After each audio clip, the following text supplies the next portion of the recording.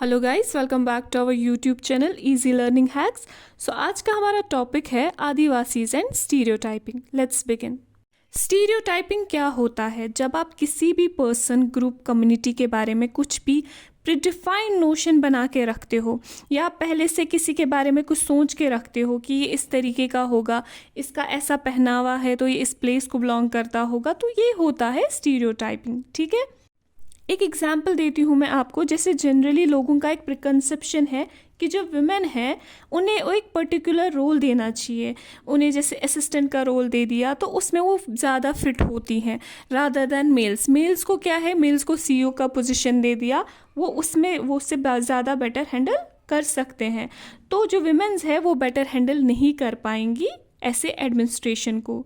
तो यहाँ पे क्या किया गया, वुमेन्स को वीक माना गया। ऐसा है तो नहीं, पर उन्होंने जनरली ऐसा करार दिया गया कि वुमेन्स जो है वो वीक है। तो ये होता है स्टीरियोटाइपिंग, इसे स्टीरियोटाइपिंग करार दिया जाता है। तो इस तरह से जो आदिवासीज है वो एक कम्युनिटी है जिन्हें स्टीरियोटाइप किया जाता है। जैसे बहुत से ये नाम सुन के सोचेंगे कि जो आदिवासी है ये तो डेफिनेटली पत्ते लगा के घूमते होंगे, उनके हाथ में बो एरो होता होगा, बहुत पावरफुल होंगे।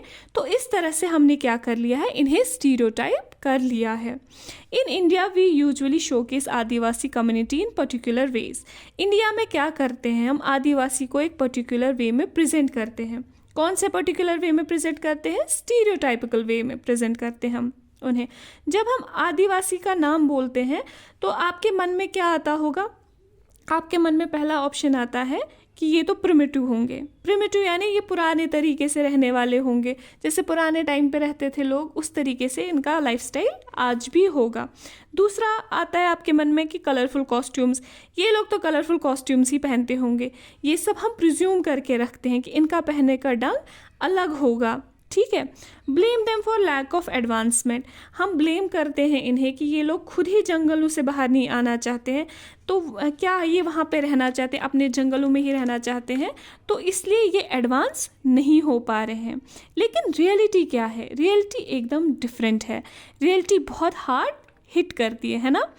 तो बहुत सारे ऐसे केसेस और एग्जाम्पल्स हैं जहाँ ट्राइबल ग्रुप्स ने एडवांसमेंट दिखाया है, अपने एरिया को डेवलप किया है, यहाँ तक कि मेन स्ट्रीम सोसाइटी में जो रहते हैं लोग और बिल्कुल हमारी और आपकी तरह रहते हैं। बहुत सारे यहाँ आ चुके हैं हमारे साथ रहने और बहुत बिल्कुल हमारी तरह रहते हैं। ठीक है, ऐसे भी एग्जाम्पल्स है ट्राइबल सोसाइटी में जो हमसे ज़्यादा प्रोग्रेसिवनेस उन्होंने दिखाई है। वो हमसे ज़्यादा प्रोग्रेसिव कहाँ पे रहे?